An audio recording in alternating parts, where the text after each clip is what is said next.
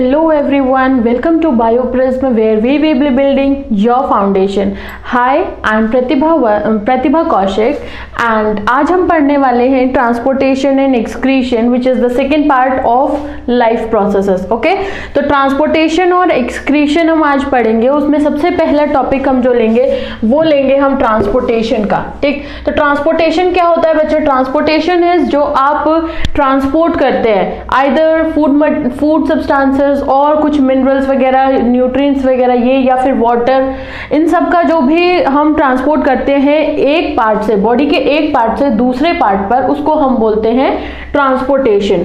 Okay, सो transportation अगर हम human beings के बारे में बात करें, क्योंकि हम पिछली बार भी ह्यूमन बींग्स को ही लेकर चल रहे थे, रेस्पिरेशन वगैरह में हमने देखा था.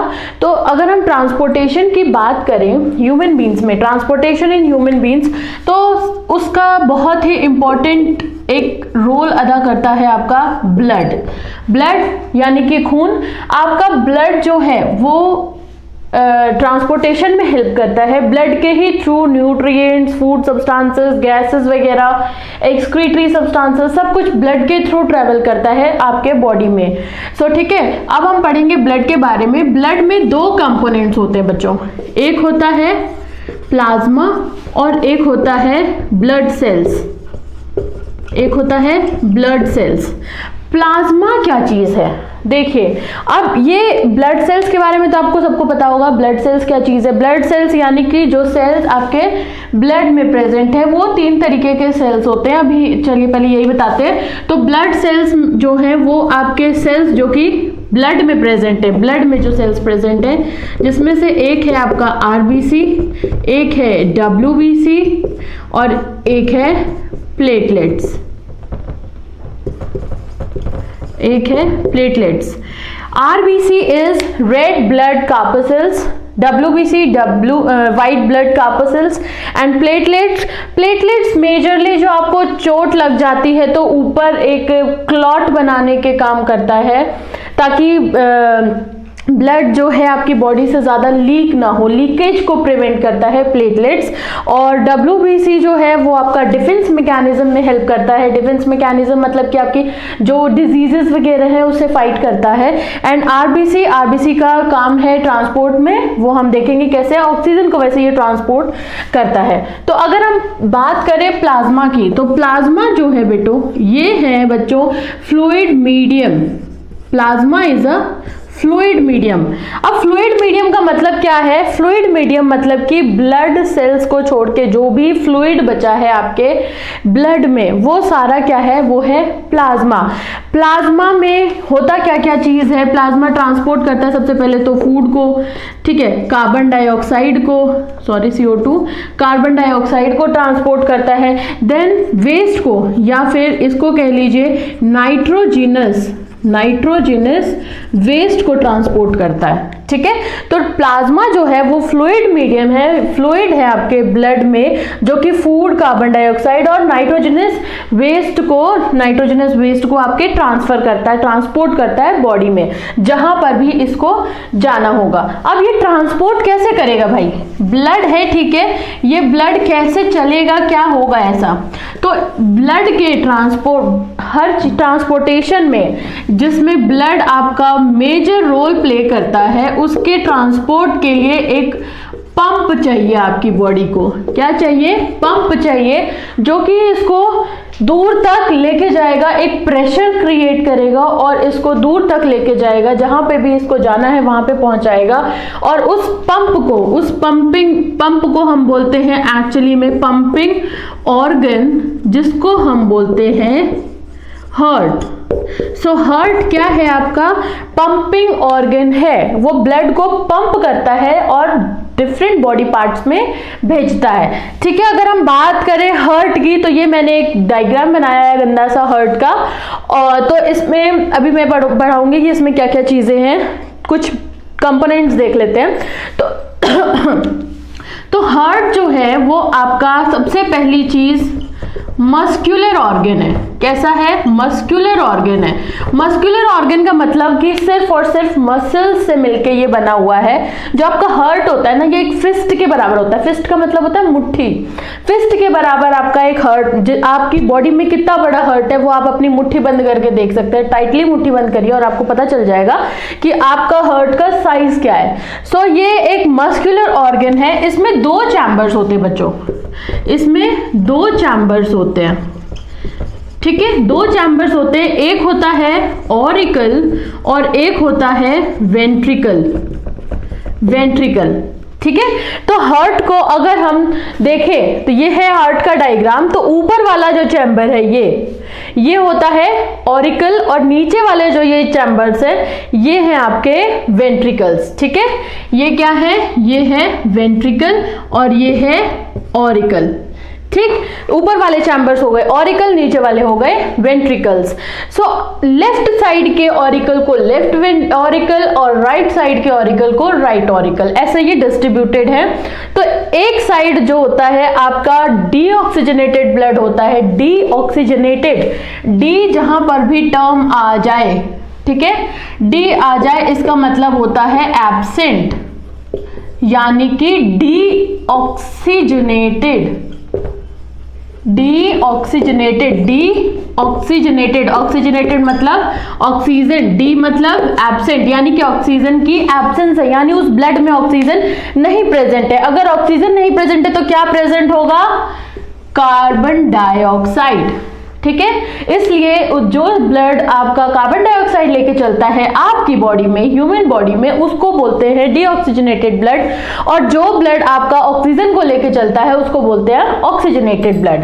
सो आपके बॉडी में, हार्ट में एक साइड होता है ऑक्सीजनेटेड ब्लड और एक साइड ट्रेवल करता है डीऑक्सीजनेटेड ब्लड, ठीक है। तो ये बात थी। तो लेफ्ट साइड में आपका यूजुअली लेफ्ट साइड में डीऑक्सीजनेटेड ब्लड होता है। देखिए बच्चों, ऑक्सीजनेटेड ब्लड को मैंने रेड से डिनोट किया है, रेड कलर से, और डीऑक्सीजनेटेड को मैंने डिनोट किया है ब्लू कलर से। यानी कि हार्ट के इस हिस्से पर हार्ट के चलेगा ऑक्सीजनेटेड ब्लड और इस हिस्से पे चलेगा आपके डीऑक्सीजनेटेड ब्लड। तो डीऑक्सीजनेटेड ब्लड जहां पे चलता है ना वो होता है आपका राइट साइड, ठीक है, राइट साइड होता है। यानी कि ये क्या है, राइट ऑरिकल है और ये क्या है, राइट वेंट्रिकल है, ठीक है। ये है आपका right auricle and right ventricle.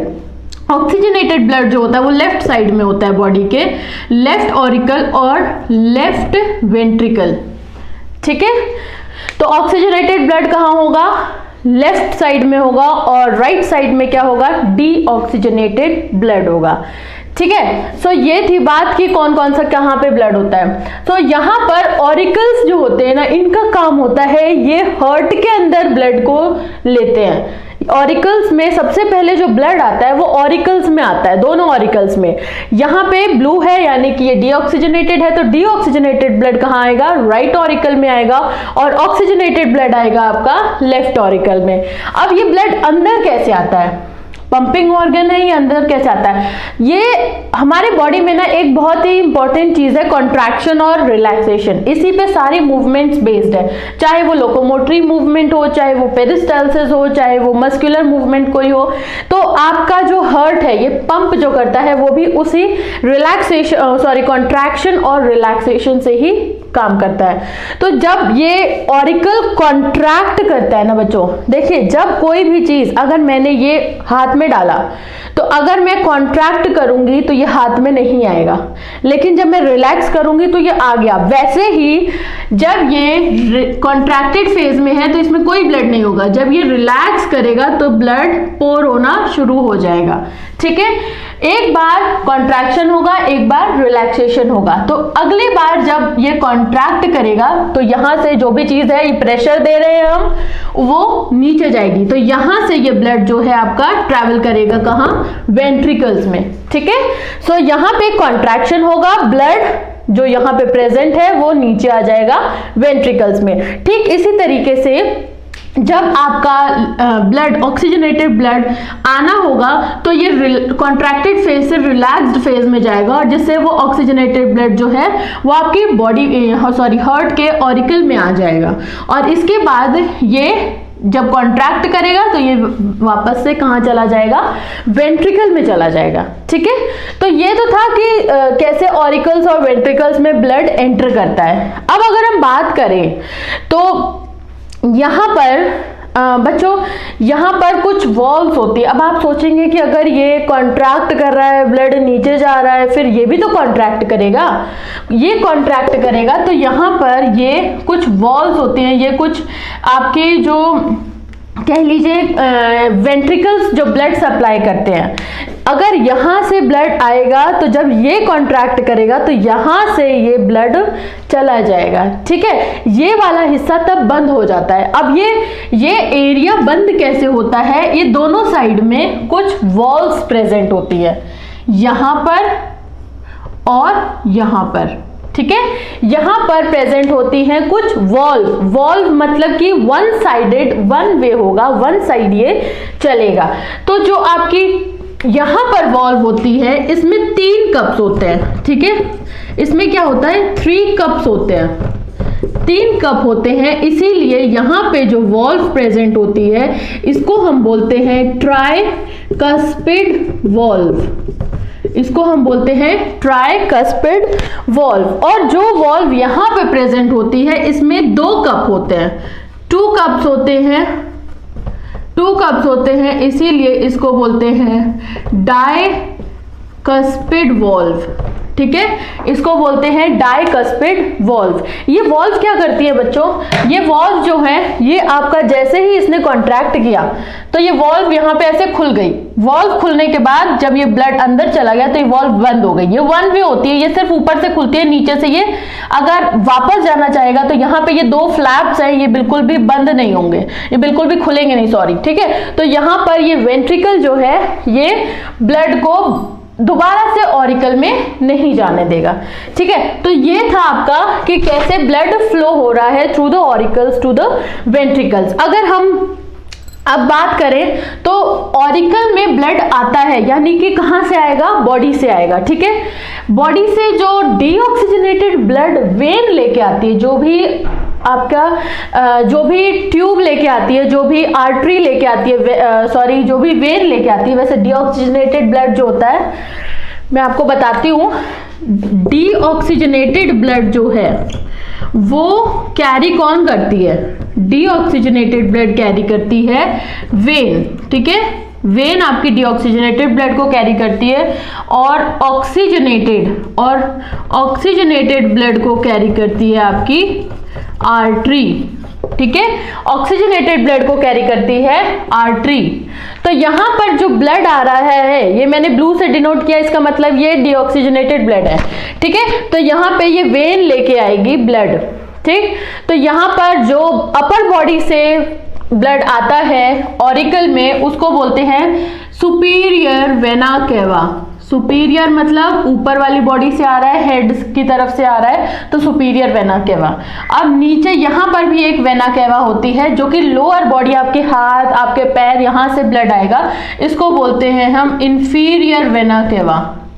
ठीक है, inferior vena cava. Next is यहाँ पे है एओर्टा, जो कि आपका ऑक्सीजनेटेड प्योर ब्लड जिसको बोलते हैं, ये आपकी बॉडी में लेके जाएगा। ये जो है ये आपकी ब्लड को कहाँ लेके जाता है, बॉडी में। ठीक है, ये बॉडी में लेके जाएगा। नेक्स्ट इज यहाँ पर आपके है पल्मोनरी वेन्स और पल्मोनरी आर्टरी। अब यहाँ पे देखिए कुछ है, मैंने आपको बताया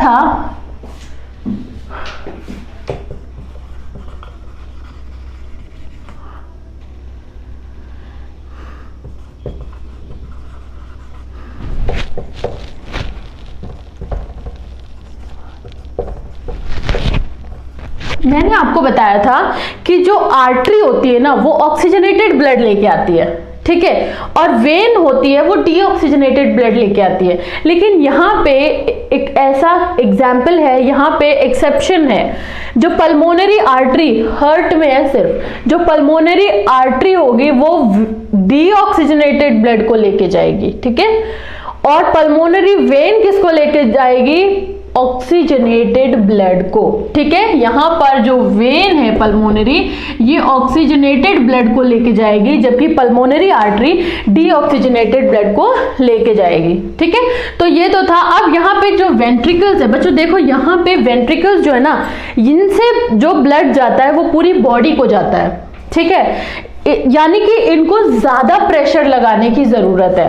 तो इसीलिए जो ये देखिए ये पोर्शन थिकर है, इसीलिए वेंट्रिकल्स जो होते हैं वो थिकर होते हैं in comparison to auricles. Auricles को सिर्फ यहां पे ब्लड देना है वेंट्रिकल्स को, लेकिन वेंट्रिकल्स को पूरी बॉडी को ब्लड देना है, इसीलिए वेंट्रिकल्स जो होते हैं वो थोड़े से थिक होते हैं, ऑरिकल्स के मुकाबले थिक होते हैं, क्योंकि इनको बॉडी को ब्लड देना है, ठीक है। तो ये तो था आपका ब्लड के बारे में।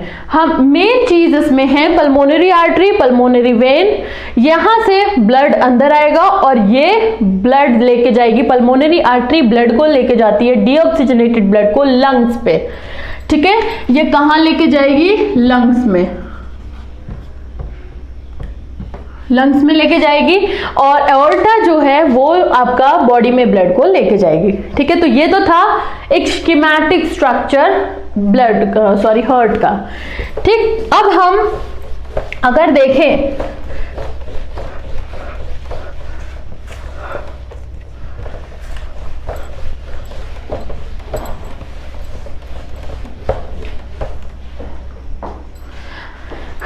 अगर हम बात करें तो यहां पर एक और बात होती है, वो है कि आपका जो ब्लड है ऑन द बेसिस ऑफ, जैसे ह्यूमंस है, ठीक है, ह्यूमंस और बर्ड्स, ह्यूमंस और बर्ड्स जो होते हैं ना, ये बहुत ज्यादा एनर्जी को यूटिलाइज करते हैं, बहुत ज्यादा एनर्जी को यूज करते हैं, इसीलिए इनके बॉडी में जो ट्रांसपोर्टेशन है ना वो बहुत जल्दी होना चाहिए, बहुत फास्ट होना चाहिए, ठीक है।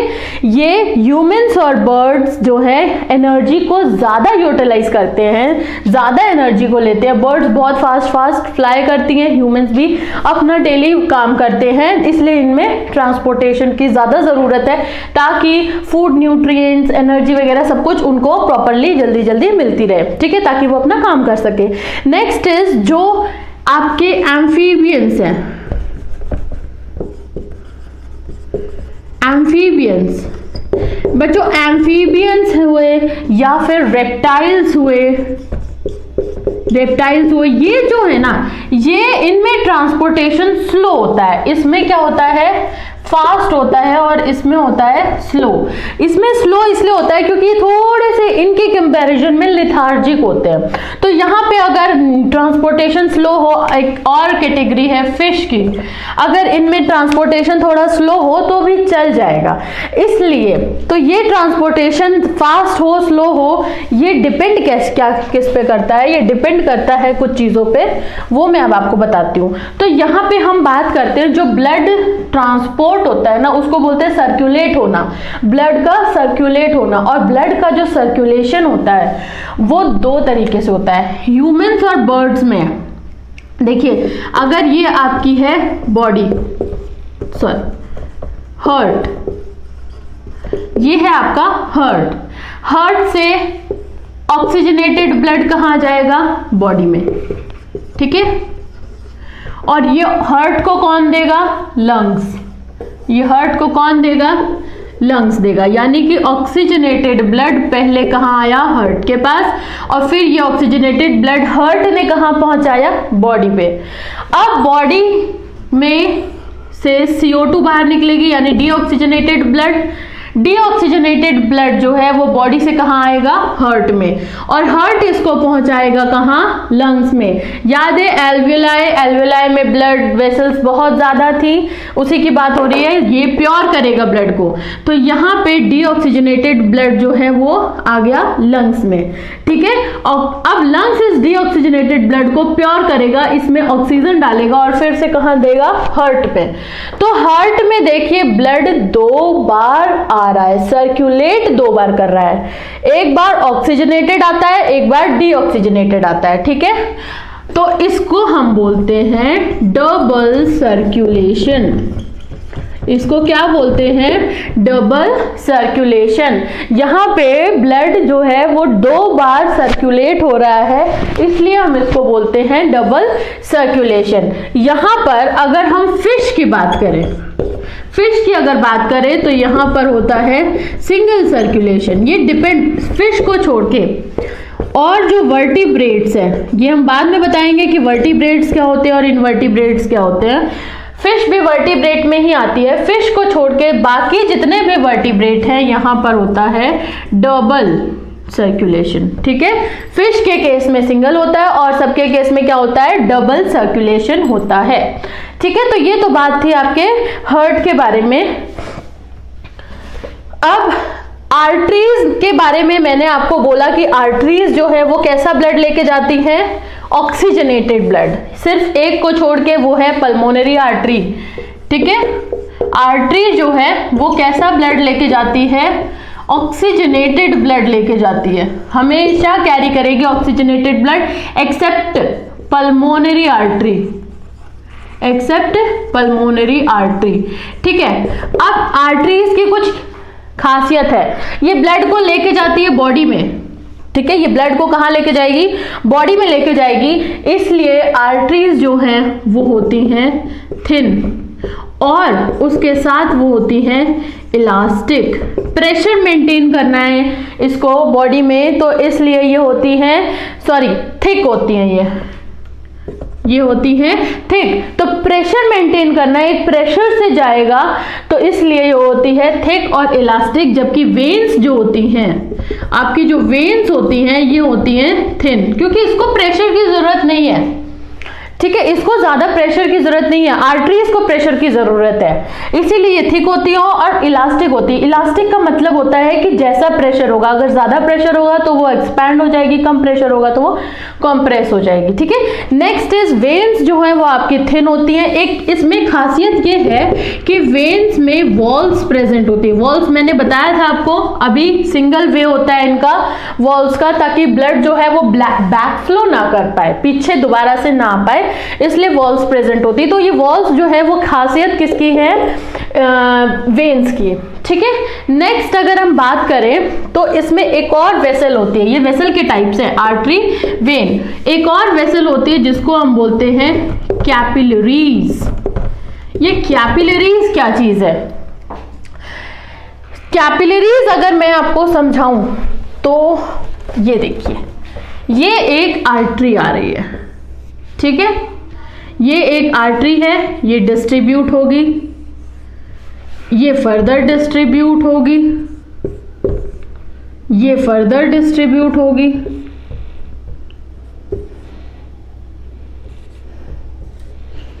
तो यहां पे क्या होता है? यहां पर आर्टरीज का मेशवर्क हो जाता है। ठीक है, यहाँ पे आर्टरीज का या वेसल्स, हम अच्छा टर्म देंगे, वेसल्स का मेशवर्क हो जाता है। बहुत सारी जो है वो यहाँ पर इकट्ठा हो जाती है। ठीक है, ये यहाँ पर इकट्ठा हो जाती हैं वेसल्स, और ये बहुत पतली होती हैं। कितनी पतली होती है? इतनी पतली होती है कि ये एक सिंगल सेल के बराबर पतली होती है। इसमें एक सिंगल सेल की बनी होती है ये। तो ये जो वेसल्स होती हैं, जिनकी जो पतली होती है सिंगल सेल के बराबर, इनको हम बोलते हैं कैपिलरीज। कैपिलरीज क्योंकि ये बहुत फाइन होती है। ठीक है, ये होती हैं आपकी कैपिलरीज। अब बच्चों, जो यहां से ब्लड फ्लो कर रहा है, ठीक है, यहां से जब ब्लड फ्लो कर रहा है तो ये कैपिलरीज से होके गुजरेगा, और कैपिलरीज में कुछ पोर्स प्रेजेंट हैं। ठीक है, कैपिलरीज में क्या प्रेजेंट है? पोर्स प्रेजेंट है। तो ये जो ब्लड है ये इस पोर्स से यहां पर आके इंटरसेल्यूलर स्पेस ये जो स्पेस है यहां पर आके ये यहां पे आ जाता है। इन वेसल से ये ब्लड नीचे आ जाता है। ठीक है, अब जो ब्लड यहां पर आता है इन वेसल्स में, वो पेल येलो कलर का होता है। जो नीचे ब्लड आया है वो पेल येलो कलर का होता है। पेल येलो कलर का यानी कि लाइट कलर होगा, वो पेल येलो कलर का होगा, और इसी को हम बोलते हैं टिश्यू फ्लूइड। ठीक है, इसी को हम बोलते हैं टिश्यू फ्लूइड। जो ब्लड यहाँ पर आया है इसी को हम बोलते हैं टिश्यू फ्लूइड, या हम कॉमन लैंग्वेज में बोलते हैं लिम्फ। क्या बोलते हैं? लिम्फ।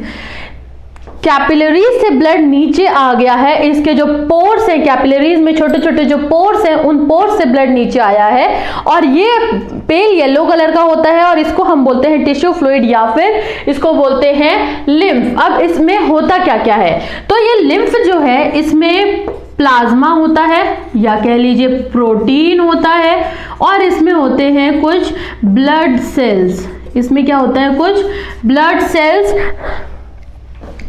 होते हैं। लेकिन यहां पे जो ब्लड है, ब्लड के मुकाबले लिम्फ में कम प्रोटीन्स होती हैं। ठीक है, ब्लड के मुकाबले लिम्फ में कम प्रोटीन्स होती हैं। तो अब ये जो यहां पे एक्यूमुलेट हो गया है ब्लड, इसको हम बोलते हैं लिम्फ। अब ये जो लिम्फ है, ये लिम्फ जाता है लिम्फैटिक कैपिलरीज में।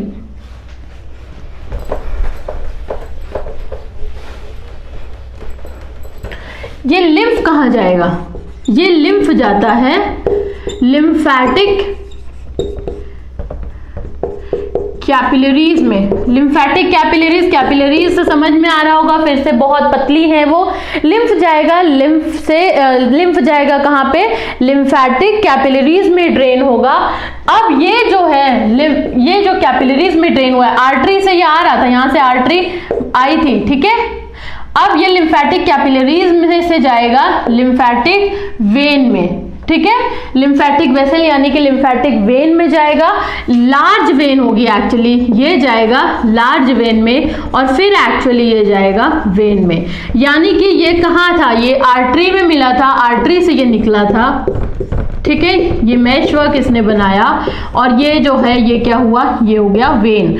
आर्टरी से आया था और कहाँ गया? वेन में। वेन लिम्फ को लेके जाती है वेन, और ये कहां पर लेके जाती है? ये लेके जाती है लिम्फोइड ऑर्गन में।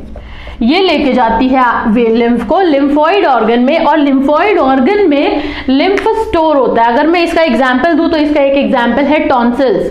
जो आप लोग कहते हैं कि खट्टा खा लिया, मीठा खा लिया, टॉन्सिल्स हो गए, वो लिम्फोइड ऑर्गन है जो कि स्वॉलो हो जाता है, सॉरी स्वेलिंग हो जाती है जिसमें ड्यू टू इन्फेक्शन।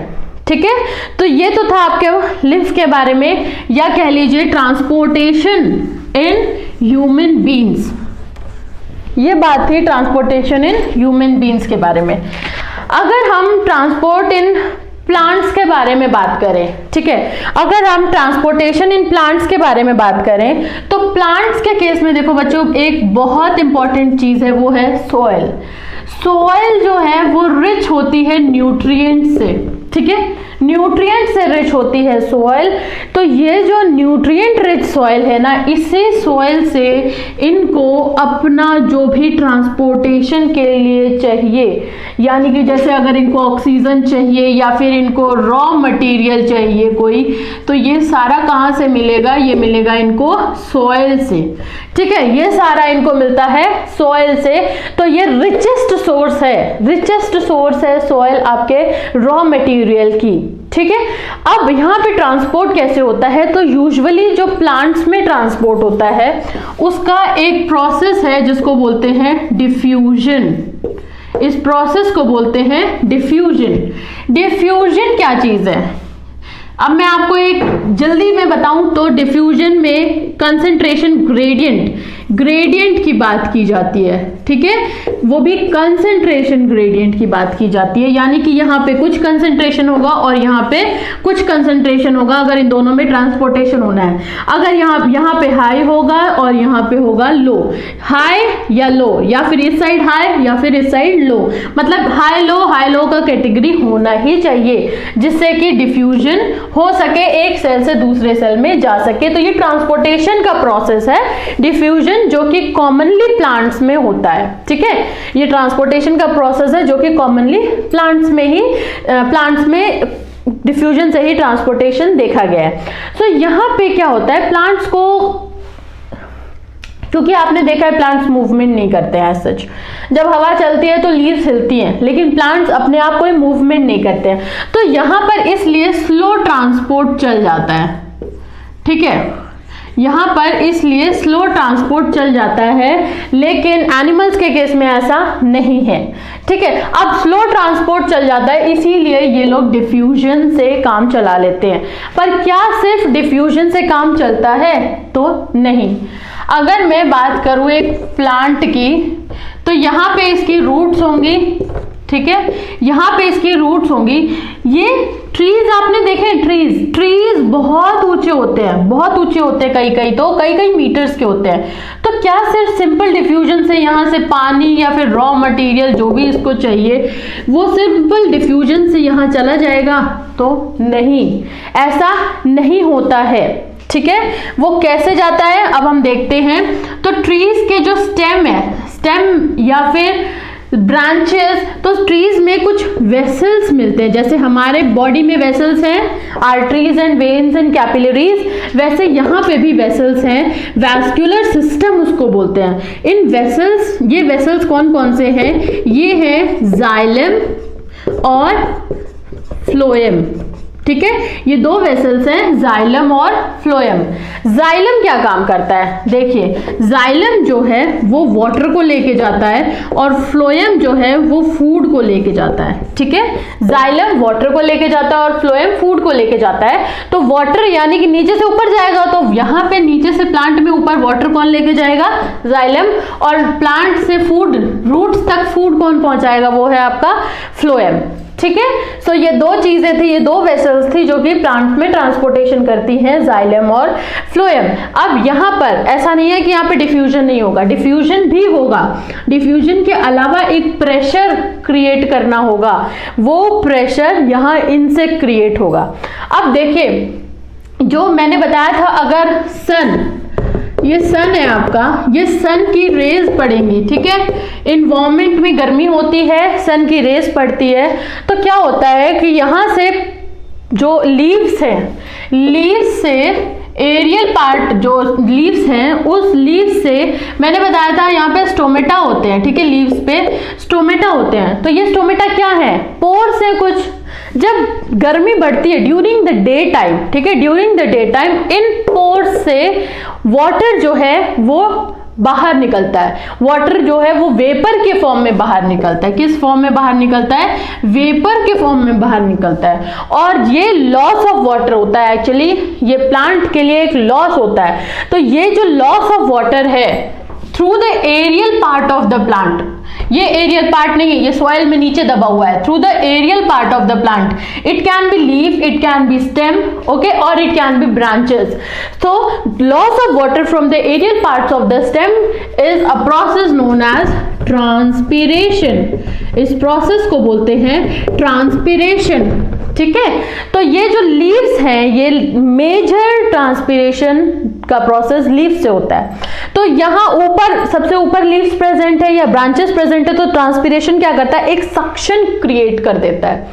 ठीक है, एक सक्शन क्रिएट करता है जिसकी वजह से पानी जो है वो ऊपर खींचने लगता है। ठीक है, प्रेशर बन जाता है और पानी अपने आप, क्योंकि यहां से तो पानी को उड़ना है गर्मी की वजह से, तो यहां से पानी ऊपर चला जाता है। ठीक है, सो अगर हम, ये ट्रांसपीरेशन था जिसमें सिर्फ और सिर्फ वाटर ही नहीं, इसमें कुछ मिनरल्स भी होते हैं जो कि एब्जॉर्ब होते हैं। ठीक है, सिर्फ वाटर नहीं, कुछ मिनरल्स भी ट्रांसपीरेशन की वजह से एब्जॉर्ब होते हैं। और एक और इसका काम है, ट्रांसपीरेशन जो है वो टेम्परेचर का रेगुलेशन करता है। इन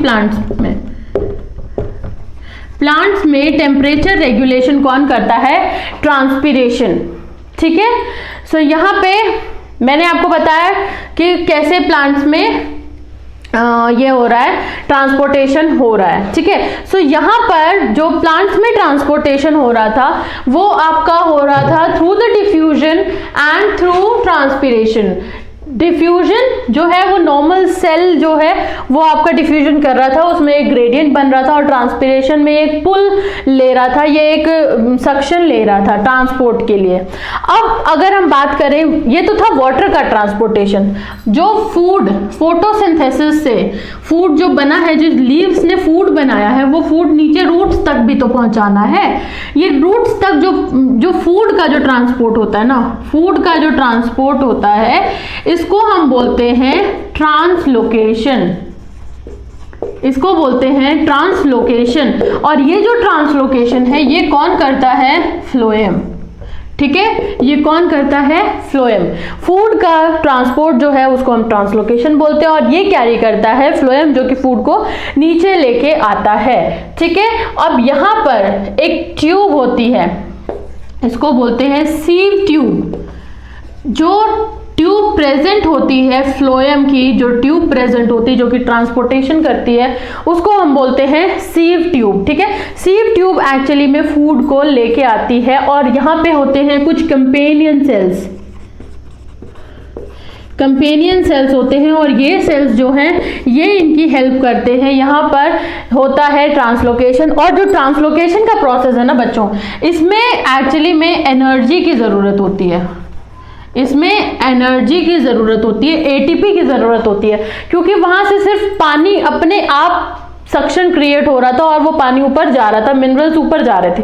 लेकिन यहाँ पर क्या है, यहाँ पर इसको खुद को करना है, तो यहाँ पर इसको फूड को लेके जाना है, इसलिए यहाँ पर क्या होगा, यहाँ पर होगा एटीपी की ज़रूरत होगी।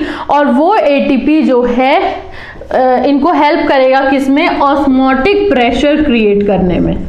ऑस्मोटिक प्रेशर क्रिएट करने में हेल्प करेगा ये एटीपी। तो ये जो ऑस्मोटिक प्रेशर क्रिएट होगा, इसके थ्रू क्या होगा, ये फ्लोएम से फूड जो है आपका ट्रांसपोर्ट हो जाएगा। ठीक है, तो ये तो था आपका ट्रांसपोर्टेशन।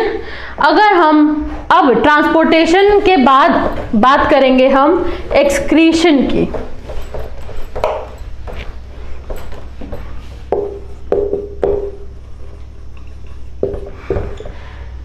एक्सक्रीशन, ये लास्ट टॉपिक है हमारा इसका, तो ये है आपका एक्सक्रीशन। तो अब हम बात करेंगे एक्सक्रीशन की। सो एक्सक्रीशन में बेटा, जो एक्सक्रीशन में ऑर्गन रोल प्ले करता है उसको हम बोलते हैं किडनी।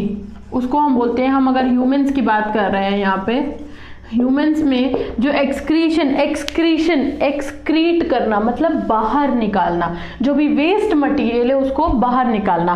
तो एक्सक्रीशन में जो भी ऑर्गन आपका हेल्प करेगा वो होता है, उसको हम बोलते हैं किडनी। ठीक है, ह्यूमंस के केस में उसको हम बोलते हैं किडनी। अब किडनी क्या चीज़ को बाहर निकालता है? देखिए, वेस्ट मटीरियल, ये किडनी निकालता है वेस्ट मटीरियल्स को। वेस्ट मटीरियल्स में आपका आता है nitrogenous waste material, mainly nitrogenous waste material आता है। अब ये क्या हो सकता है? इट कैन बी अमोनिया,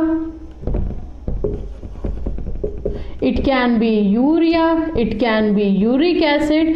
तो ये सारी चीज़ें हो सकती हैं जो कि किडनी से बाहर निकलती हैं। उसके अलावा कुछ सॉल्ट्स वगैरह जो भी हार्मफुल चीज़ें होती हैं, कुछ सॉल्ट भी निकल जाता है, कई बार ग्लूकोज वगैरह भी बाहर निकल जाता है। लेकिन ये जो है ना, ये एक्सेप्शनल है क्योंकि हमारी बॉडी इसको निकालना नहीं चाहती है। वाटर बाहर निकलता है किडनी से। तो जो भी चीज़ें हैं, एक्चुअली में किडनी जो है वो फिल्ट्रेशन यूनिट होती है। ठीक है, फिल्टर करता है, किडनी जो है वो फिल्टर करता है। फिल्टर करता है किसको? फिल्टर करता है आपके ब्लड को।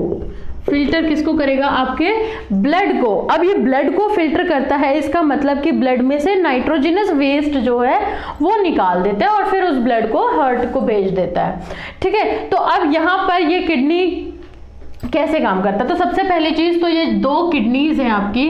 ठीक है, ये किडनी जो होती है वो बीन शेप्ड होती है। बीन शेप्ड का मतलब राजमा देखा है? राजमा बिल्कुल उसी शेप का और उसी कलर का होता है किडनी आपका, बिल्कुल उसी शेप का और उसी कलर का। तो ये है आपकी किडनी जो है कि बीन शेप्ड होती है। और ये आपकी, मैंने फिर से वही रेड एंड ब्लू से किया है, ये वेना कैवा है जो डीऑक्सीजनेटेड ब्लड को लाई है, और ये एरोटा जो कि आपकी लाई है ऑक्सीजनेटेड ब्लड को। तो यहाँ पर जो किडनी में वेन्स जाती है ना, उसको हम बोलते हैं रीनल वेन। किडनी को हम बायो में बोलते हैं रीनल टर्म कहीं आ जाए, इसका मतलब होता है किडनी। तो जो वेन किडनी में जाएगी वो क्या होगी? Renal vein. एक इस तरफ जाएगी और एक इस तरफ जाएगी। अब वेन है तो यानी कि डीऑक्सीजनेटेड ब्लड लाएगी। भाई प्यूरिफाई तो डीऑक्सीजनेटेड को ही करना है हमें, फिल्टर तो डीऑक्सीजनेटेड को ही करना है।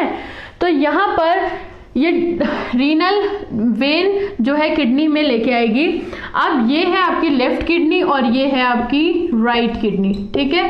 किडनी में ब्लड एक बार आ गया, अब ब्लड आने के बाद यहाँ पर ये ब्लड जो है ये प्यूरिफाई होगा ब्लड और निकलेगा, ये ब्लड प्यूरिफाई हो जाएगा और इसके बाद जो ब्लड प्यूरिफाई हुआ है, सॉरी फिल्टर होएगा, प्यूरिफाई नहीं फिल्टर, ये ब्लड जो प्यूरिफाई हुआ है ये यहाँ से निकलेगा एक ट्यूब के थ्रू। इस ट्यूब को बोलते हैं यूरेटर, ठीक है, इस ट्यूब को बोलते हैं यूरेटर।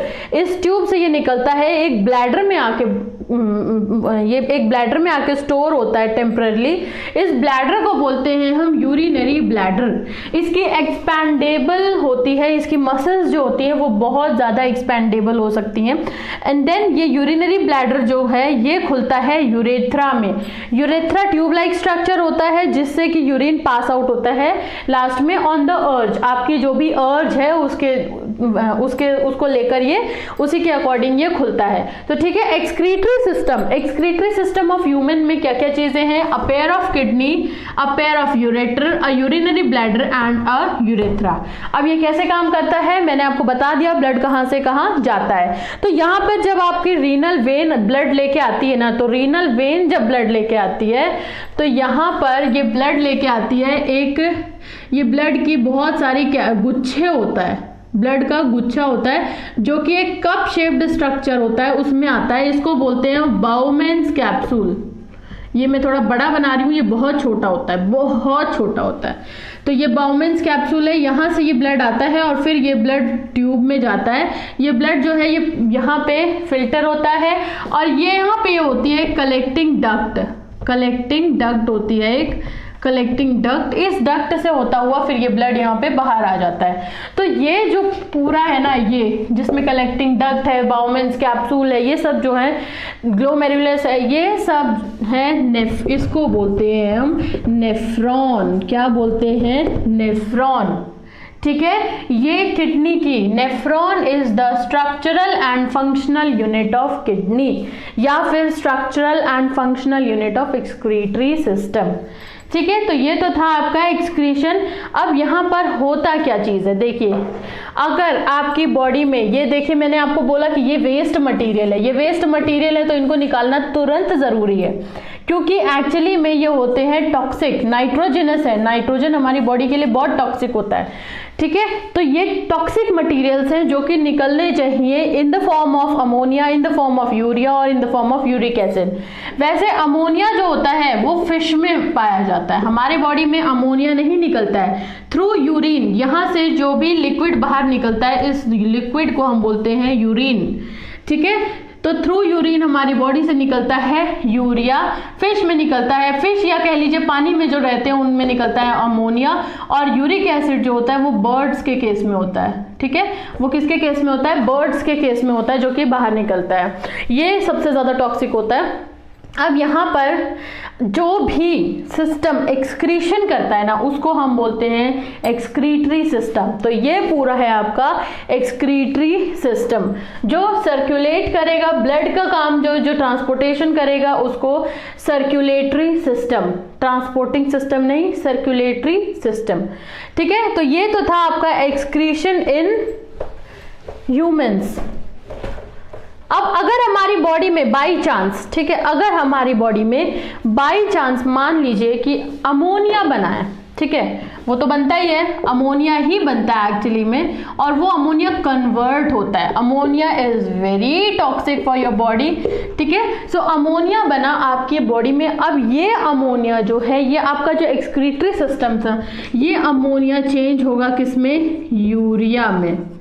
ठीक है, ये यूरिया में चेंज होगा और तब ये निकलेगा आपके बॉडी से। ठीक है, सो ये लेस टॉक्सिक हो गया है ताकि ये अगर थोड़ी देर आपकी बॉडी में रहे तो ये आपकी बॉडी को इतना हार्म ना करे। सो यहाँ पर हुआ आपका ट्रांसपोर्टेशन इन द एनिमल्स। अब हम बात करेंगे एक्सक्रीशन इन द एनिमल्स। अब हम बात करेंगे excretion in the plants. Plants में एक्सक्रीशन कैसे होता है? तो बच्चों प्लांट्स में जो एक्सक्रीशन होता है वो एक तरीके से नहीं होता है क्योंकि बहुत सिंपल, बहुत स्लो ट्रांसपोर्टेशन है वैसे, इसीलिए तो प्लांट्स में कोई स्पेसिफाइड ऑर्गन नहीं है। प्लांट्स में प्लांट्स की आपने देखा होगा पतझड़ के मौसम में या ऐसे भी लीफ फॉल होती है, तो लीफ का जो लीफ होती है, लीफ फॉल होती है ना, इन लीव्स में जो डेड लीव्स होती है, इनको हम बोलते हैं डेड लीव्स, जो अपने आप गिरती है वो डेड लीव्स गिरती है। तो डेड लीव्स में या तो प्लांट अपना वेस्ट मटेरियल इस डेड लीव में भेज देता है, या फिर गम्स या रेजिन्स इनके फॉर्म में ये बाहर निकाल देता है, या तो गम्स के फॉर्म में या फिर रेजिन्स के फॉर्म में, जो कि सेकेंडरी इसके प्रोडक्ट्स हैं, ठीक है। या फिर ये कुछ जो है ये ट्रांसपीरेशन में, एक्सेस ऑफ वाटर जो है वो ट्रांसपीरेशन में इसका निकल जाता है। तो ये आपका प्लांट जो है ये ऐसे चीजें निकालता रहता है। और हाँ, और ये सॉइल में भी एक्सक्रीट करता है, सॉइल में भी ये नीचे रूट से एक्सक्रीट करता रहता है। तो ये तो था आपका एक्सक्रीशन इन प्लांट्स, ठीक है। होप आपको ये वीडियो पसंद आई होगी। So if you like the video please hit the like button and share and subscribe. Thank you so much.